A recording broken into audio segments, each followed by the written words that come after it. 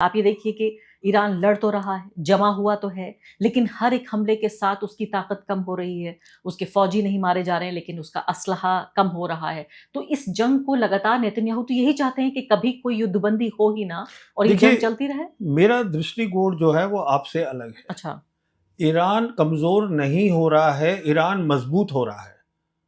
Iran इसलिए मजबूत हो रहा है क्योंकि आज पूरी दुनिया उसके साथ खड़ी है। दो बड़ी ताकतें मल्टीपोलर वर्ल्ड में चाइना और रशिया ईरान के साथ खड़ी हैं। आज ईरान के जो लोग हैं जो कि 79 से जिनके ऊपर सैंक्शन लगे हुए थे, जो परेशान थे, आज उनको भी पता है कि जब ये लड़ाई खत्म होगी तो वो ईरान जो है पुराना ईरान नहीं रहेगा। ईरान वेस्ट एशिया का डोमिनेंट पावर है। जहाँ तक ईरान का तेल है, ईरान तेल बेच रहा है, वो रोड से जा रहा है, उसके स्टेट ये हरमोज से जा रहा है, चाइना को जा रहा है।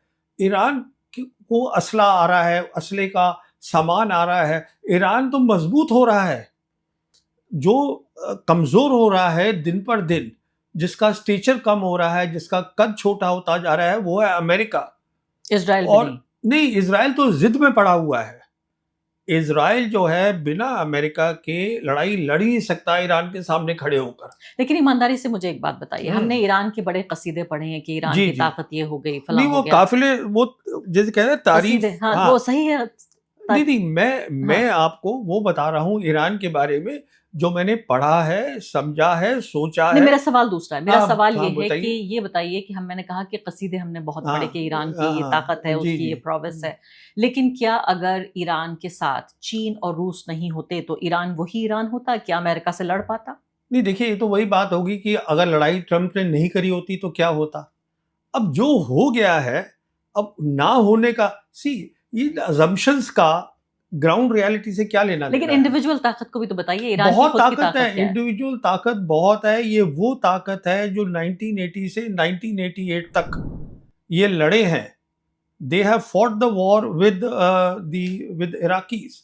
Iraq was backed by the west. ये उनके साथ उन्होंने लड़ाई करी है। ईरान को आप अंडर एस्टिमेट मत करिएगा। तो फिर तो ये मसला ये हुआ कि सिर्फ ईरान ने न सिर्फ कि उसकी मिलिट्री पावर के बारे में हमें पता नहीं था, बल्कि हम्म, उसने पूरी दुनिया से जो जियो पॉलिटिक्स है और जो हम्म, इकोनॉमिक्स है, हम्म। उससे अलग अपना एक इकोनॉमिक स्ट्रक्चर और मॉडल भी खड़ा कर लिया। देखिए, ईरान जो है, इसीलिए मैं हमेशा बोलता हूं कि एक मुल्क में लोगों को पढ़ा लिखा होना चाहिए। एक पढ़े लिखे लोग हैं, एक सिविलाइजेशन से आ रहे हैं, उनकी जो लड़ाई लड़ने की नीति भी है, जिसको रणनीति हम बोलते हैं, वो एक्सेप्शनल है।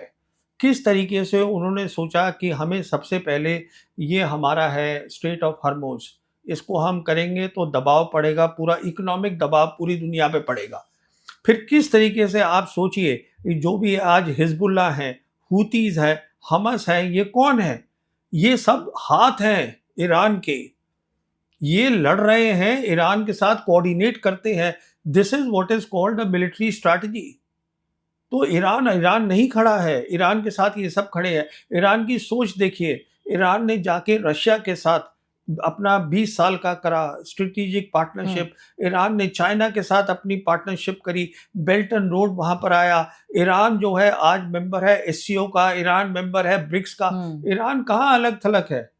जो बोलते हैं कि Iran is isolated, hmm. Everybody else is isolated. Hmm. आज जो है हिंदुस्तान को छोड़ के और अमेरिका जो मजबूरी में है, एक मुल्क मुझे बता दीजिए जो इसराइल के साथ खड़ा है। एक मुल्क इसराइल के साथ सच है, नहीं खड़ा है। पूरा यूरोप भी खिलाफ हो गया है। हाँ, अमेरिका में लोग अमेरिका भी खिलाफ खिलाफ हैं। है।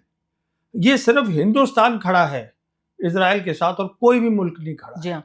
अगला सवाल मैं पाकिस्तान पे है। आती जी। हूँ और चूंकि इस बात की काफ़ी चर्चा हुई और आलोचना भी हुई जब ये पॉडकास्ट हमने रिलीज़ किया कि आप हमारे दुश्मन देश की तारीफ कर रहे हैं। हालांकि हम जो कर रहे थे वो सिर्फ कोल्ड फैक्ट्स पे बेस्ड एनालिसिस कर रहे थे। अब कुछ और कोल्ड फैक्ट्स आ गए हैं और हो सकता है कि ये बात सुन के पाकिस्तानियों को बहुत अच्छा भी ना लगे, लेकिन जो फैक्ट्स हैं वो तो रहेंगे ही।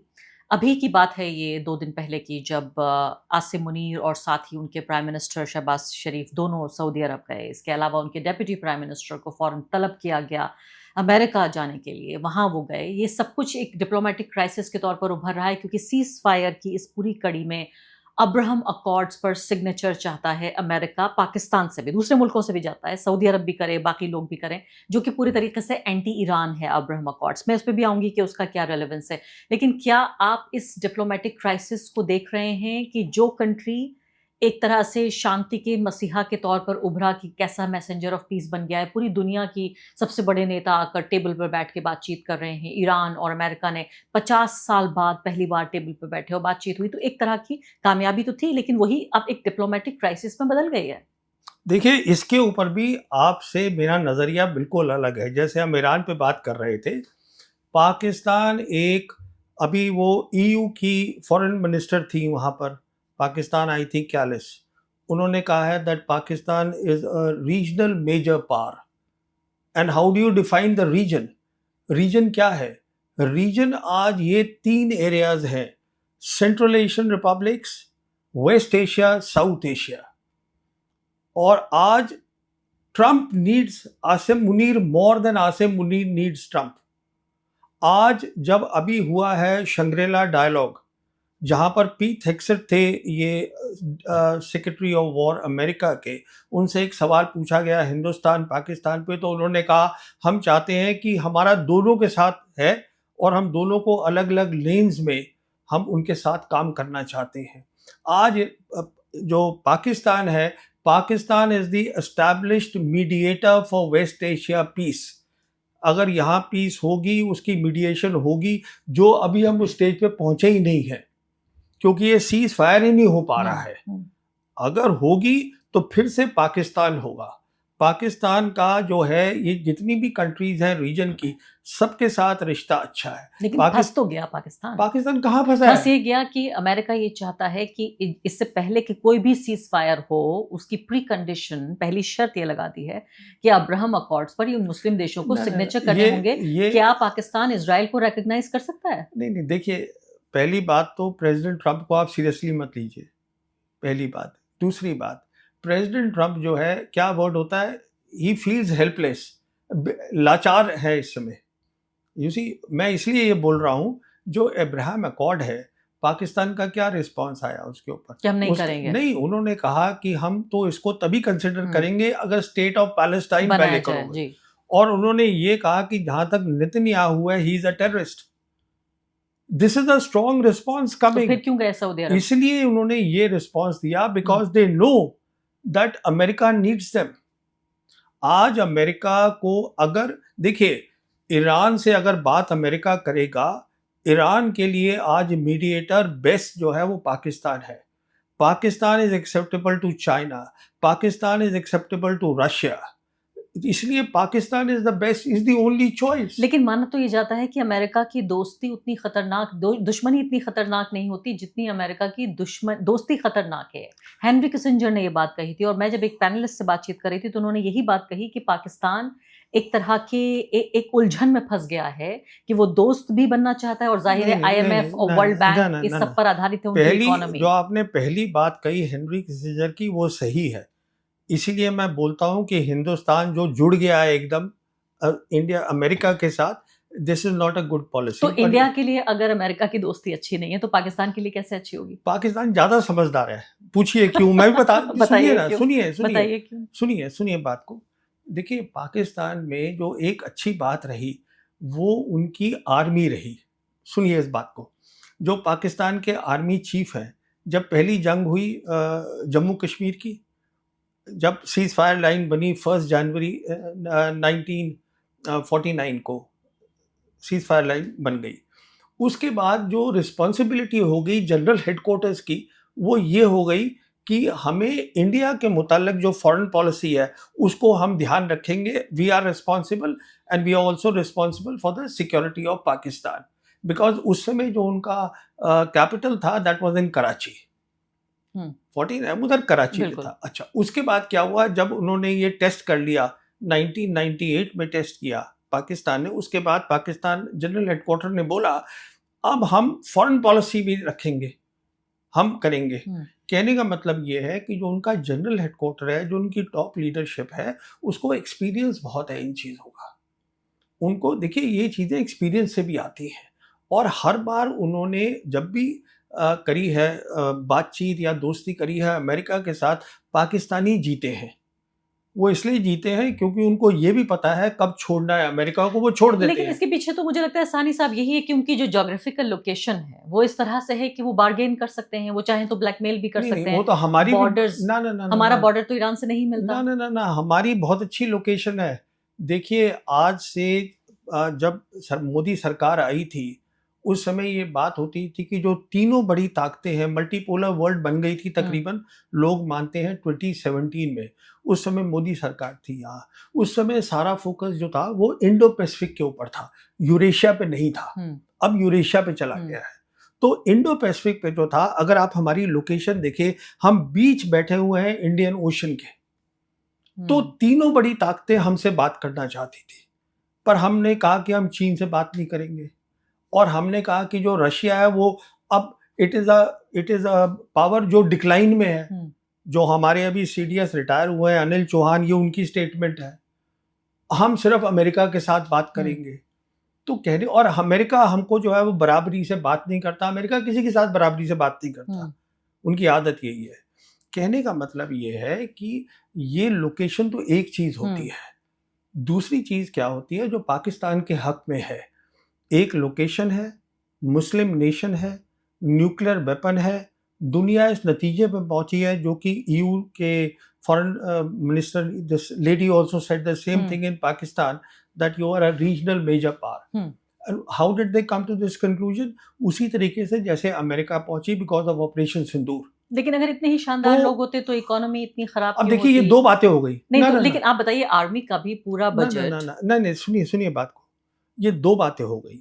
अब security policy, foreign policy, governance, these are separate things. अब गवर्नेंस में कमजोरी है, वो उनको ठीक करनी पड़ेगी। नहीं, लेकिन देखिए एक गरीब मुल्क के लिए, आपने चूंकि उनकी आर्मी की तारीफ की, इसलिए मैं सवाल यहाँ ये पैदा होता है कि कितने गरीब मुल्क के लिए सिर्फ इसलिए कि उनकी पूरी आर्मी और पूरी जो उनकी स्ट्रेटजी है वो इंडिया के अगेंस्ट है, इंडिया सेंट्रिक है, इसलिए एक बड़ा हिस्सा उनके बजट का जाता है उनकी आर्मी। हमारे यहाँ भी बहुत कोशिश करते हैं लोग कि ज्यादा से ज्यादा डिफेंस को जाए बजट। हो सकता है आप एक पूर्व सैनिक के तौर पर आप भी इस बात की वकालत करें, मैं इसकी वकालत नहीं करती कि ज्यादा बजट जाना चाहिए डिफेंस को। मुझे लगता है वो एजुकेशन में जाना चाहिए और दूसरे वेलफेयर के कामों में जाना चाहिए। लेकिन अगर यही आर्मी का ये पूरा कंट्रोल नहीं होता तो उनकी इकोनॉमी बेटर होती। क्यों वर्ल्ड बैंक, IMF और अमेरिका और साथ साथ सऊदी अरब, UAE, इन सब की डोनेशंस पे तो ये मुल्क, ये जो मुल्क है हमारा पड़ोसी मुल्क, ये डिपेंड करता है। तो इतने शानदार कैसे हो गए, इतने कामयाब कैसे हो गए? तो अब आप इसका जवाब सुनिए। जवाब इसका ये है, ये दोनों चीजें अहम होती हैं, देश की तरक्की, डेवलपमेंट, और आपकी सॉवरेन इंटीग्रिटी, कि आपके बॉर्डर सिक्योर हैं। अच्छा, अभी तक क्या होता था, जब यूनिपोलर वर्ल्ड था, तब ये सोच होती थी, सबकी होती थी, कि आप ज्यादा पैसा जो है आप उस पे लगाइए सिक्योरिटी के ऊपर, फौज खड़ी करिएगा। अब एक जो नई सोच आ रही है, जिसका मैं बता रहा हूं न्यू वर्ल्ड ऑर्डर, इसमें एक नया कॉन्सेप्ट आ रहा है जो कि जिसको सपोर्ट कर रही है चाइना और रशिया, और जो शी जिनपिंग ने प्राइम मिनिस्टर मोदी को भी बताया था अक्टूबर 2019 में, जब महाबलीपुरम में सेकंड इनफॉर्मल समिट हुई थी। उसको कहते हैं हम कलेक्टिव सिक्योरिटी। उसका मतलब ये होता है, मिसाल के तौर पर हमारे जो है प्रॉब्लम है, पाकिस्तान को और हिंदुस्तान को लाइन ऑफ कंट्रोल है, तो उसके लिए हमें क्या करना है, बातचीत करनी है। ये देखना है कि किस तरीके से हम उसको, जो हमारा डिफेंस है, उसको हम सिक्योरिटी में कन्वर्ट करें।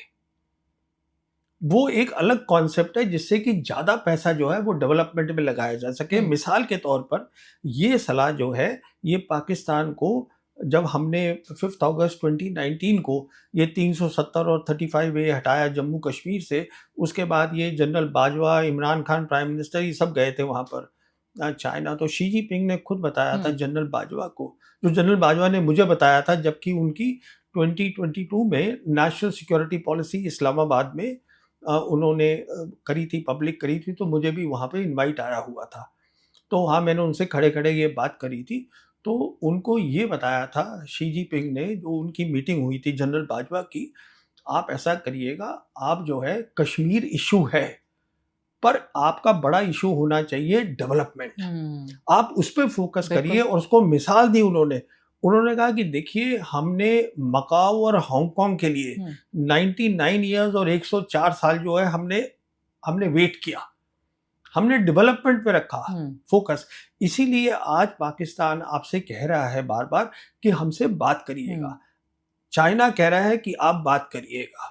वो इसलिए नहीं कह रहा है क्योंकि वो आपसे डर गया है, वो इसलिए कह रहा है बिकॉज इससे पूरे रीजन की तरक्की होगी। बिल्कुल। तो इसको हम बोलते हैं कलेक्टिव सिक्योरिटी, जो समझनी है। समझना होगा कि जंग का नहीं, शांति का वक्त है। हाँ, लेकिन मैं चूंकि अब डोमेस्टिक पॉलिटिक्स अगर देखने की आप कोशिश करें पाकिस्तान की, तो उसमें साफ तौर पे यही होता है कि भारत को डराकर, ज्यादा से ज्यादा भारत के नाम पर डराकर ज्यादा से ज्यादा फंड जो है वो शिफ्ट किया जाता है। मिलिट्री का पूरा टेक ओवर है। जो भी वहाँ गवर्नेंस का स्टाइल है, मैं तो उससे बिल्कुल सहमत नहीं हूँ।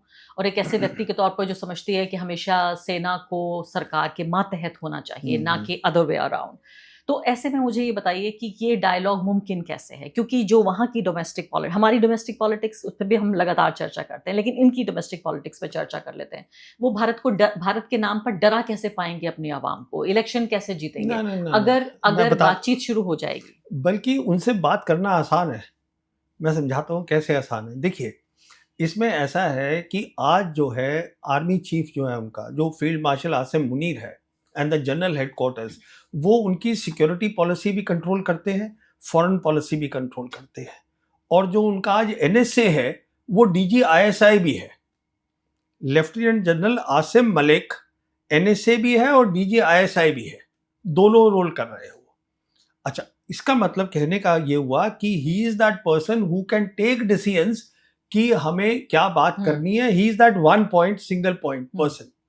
अच्छा, अब आपका ये सवाल उठता है जो कई लोग यहाँ पे उठाते हैं कि अगर साहब शांति कर लेंगे तो फिर वो डरेंगे कैसे? देखिए भाई, है ना, आज जो है वो फॉरेन पॉलिसी में भी है।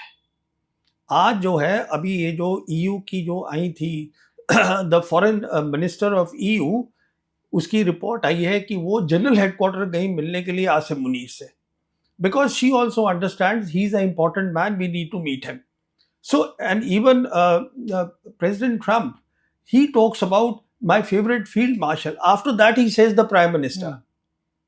So कहने का मतलब ये नहीं है कि Asim Munir is there. He is the army chief. It is about the army chief.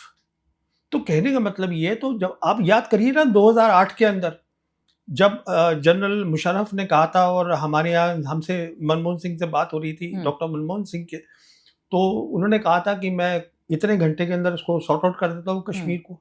And he gave that 4-point plan also. और वो कर भी सकते थे, फिर वहाँ पे उनकी अपनी प्रॉब्लम्स हो गई, हमारे यहाँ भी कुछ क्योंकि सेंट्रलाइज्ड है वहाँ पावर, डेमोक्रेसी कम है, लॉयर्स की वो हो गई वहाँ। फिर ये भी है ना कि वहाँ कुछ लोग मिलके सारा फैसला कर सकते हैं। देखिए, उनसे बातचीत करनी बहुत आसान है, क्योंकि उसमें ये नहीं है कि आपको उससे भी बात करनी है, उससे भी बात करनी है, इससे भी बात, आपको पता है किससे बात करनी है, पर हम बात करते नहीं है। आप इसको अच्छी चीज बता रहे हैं, मेरी नजर में ये बहुत अच्छी चीज नहीं है। मैं जो सेंट्रलाइज्ड पावर है मैं उसके खिलाफ हूं। नहीं, वो खैर हमारा ओपिनियन में देखिए last word let me say on this, see let me not comment and I think nobody should comment on the governance of any other country. अब वो भी हमारी गवर्नेंस पे कमेंट कर सकते हैं, अच्छा नहीं लगेगा। एक फ्री वर्ल्ड में तो होनी चाहिए सबको किस बात की? इस बात की इजाजत। देखिए, ये चाइनीज की मुझे एक बात बहुत अच्छी लगी। शी जिनपिंग ने एक इनिशिएटिव अनाउंस किया जिसको क्या बोलते हैं, ग्लोबल सिविलाइजेशनल इनिशिएटिव, कि आप रिस्पेक्ट करिए दूसरे की सिविलाइजेशन में, आप उसकी आइडियोलॉजी में दखलबाजी या इंटरनल मैटर में दखलबाजी मत करिए। मुझे तो लगता है सानी जी की जो ग्लोबलाइज्ड वर्ल्ड है, जहां जहां गरीब लोगों की बात आती है, आम आदमी की बात आती है, ह्यूमन राइट्स की बात आती है, फ्रीडम की बात आती है, वहाँ किसी भी देश को अधिकार होना चाहिए दूसरे देश पे कमेंट करने का। क्योंकि हम ये नहीं कह सकते कि हमारा तथाकथित ये इंटरनल मैटर है। जब भारत में सरकार ये कहती है तब भी मैं सहमत नहीं होती। किसी और अगर गवर्नमेंट होगी किसी और कंट्री की, तब भी मैं यही कहूंगी कि हर किसी को इजाजत होनी चाहिए, और खासकर एक ऐसा पड़ोसी जिससे मैं कहूंगी हिप टू हिप आप जॉइंट हैं। तो उस लिहाज से तो और भी ज्यादा हमारे जो किस्मतें हैं वो भी जुड़ी हुई हैं। देखिए, इसमें दो बातें हैं। पहली बात तो दुनिया ग्लोबलाइज्ड भी नहीं है, दुनिया ही तकसीम हो गई है। एक अमेरिका और ग्लोबल नॉर्थ है और एक ग्लोबल साउथ है। तो ग्लोबलाइजेशन कहाँ हो रहा है? जो आप कह रहे हैं कि आप उनके कमेंट करना चाहती हैं, वो हमारे पे कमेंट करिए, बिल्कुल करिए, पर पहले बात तो शुरू करिए। बात शुरू कीजिए। तो आप ये कह रहे हैं कि अब ये वक्त आ गया है सिंदूर के बाद, खासकर 1 साल गुजर चुका है उसको, कि हिंदुस्तान और पाकिस्तान बातचीत की टेबल पर बैठे हैं और आप और आरएसएस के नेता तो बिल्कुल एक साथ एक दूसरे के सुर में सुर मिला रहे हैं। नहीं, देखिए देखिए, ये वक्त तो हमेशा था, ये पता नहीं कब आया और कब चला गया। और जहाँ तक आरएसएस नेता की आप बात कर रही हैं, वो अमेरिका से वापस आए थे और वो अमेरिका से वही मैसेज लाए थे जो पीट हेग्सेथ ने अभी शंग्रीला डायलॉग में दिया है सिंगापुर में, कि हम दोनों से बात करना चाहते हैं and both are important for us, and that is the reason the Americans told him that please go and talk to Pakistan.